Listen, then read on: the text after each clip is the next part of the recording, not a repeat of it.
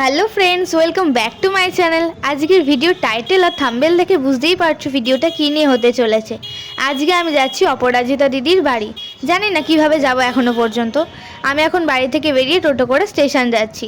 আমি কিভাবে গেলাম সেটা দেখতে ভিডিওটা লাস্ট অবধি অবশ্যই কন্টিনিউ করো, তাহলে বুঝতে পারবে আমি কিভাবে গেছি।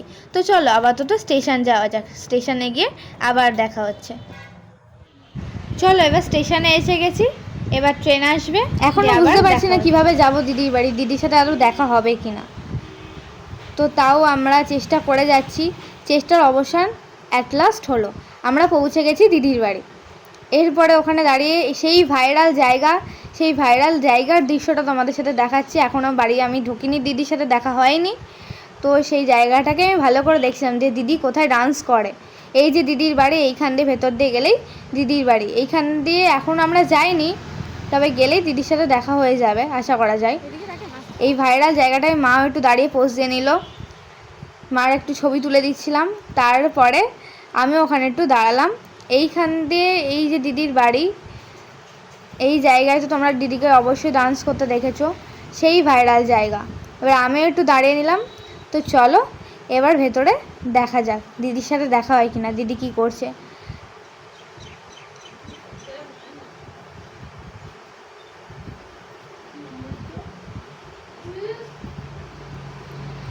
তো চলো, এই যে দিদির বাড়ি, আমরা একটু সকাল সকালে বেরিয়ে পড়েছিলাম, তাই একটু তাড়াতাড়ি আমাদের দিদি তো ভিডিও করে একটু পরে।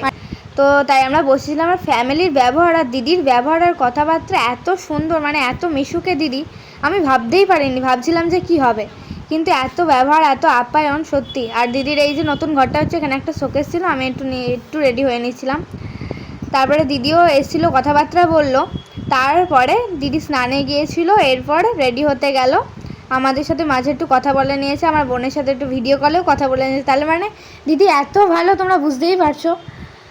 আমার তো খুবই ভালো লেগেছে, দিদির আরও ফ্যান হয়ে গেছি। দিদি এবার রেডি হয়ে এসে ভিডিও করা স্টার্ট করে দিয়েছে। তো আমি ফার্স্ট এরকম ভিডিও করা দেখে তো আমি খুবই খুশি হয়েছি। তার সাথে এই ঋষিতা বোনটা এসছে, দিদি শিখিয়ে নিয়ে ডান্স করে, ঠিক আছে। আমার সাথেও কটা ভিডিও শ্যুট করে নিয়েছি দিদি, সেটা আমার চ্যানেলে আপলোড দেবো, তোমরা অবশ্যই দেখতে পাবে।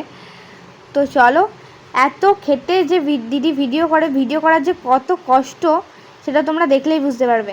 একটা ভিডিও কতবার ট্রাই করার পরে সেটা পসিবল হয়। তো দেখো, এই যে সবাই এখানে রয়েছে, দেখো এই বোনটা রয়েছে, আরও এই দুটো দিদি রয়েছে, এই বোনটার বাবা এসছে,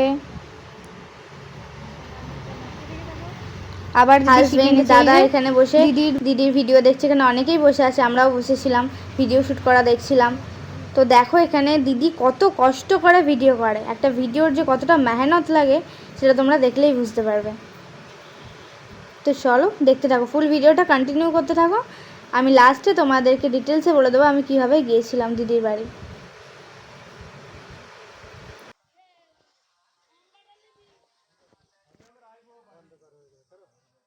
আমি দিদির জন্য একটু ছোট্ট গিফট নিয়ে গেছিলাম, আমাদের শান্তিপুরের শাড়ি। দিদি যেহেতু শাড়ি পরে রিলস বানায়, সেটাই যেহেতু ভাইরাল, তাই আমি মনে করলাম দিদির জন্য শাড়ি নিয়ে যাওয়াটাই বেটার। আজকে আমি চলে এসেছি অপরাজিতা দিদির বাড়ি। দেখো দিদি, তোমার কিছু বলার আছে? হ্যাঁ, এই বোন অনেক দূর থেকে আমার সাথে দেখা করতে এসছে। যারা যারা বোনের ভিডিওটা দেখছো প্লিজ একটু সাপোর্ট করো, যেহেতু নতুন ক্রিয়েটার, ঠিক আছে। তোমরা যদি সাপোর্ট না করো এগোবে কি করে, এটাই বলার, ঠিক আছে। প্লিজ সাপোর্ট করো, পাশে থেকেও সাবস্ক্রাইব করো চ্যানেলটা। Thank you, tata. Thank you.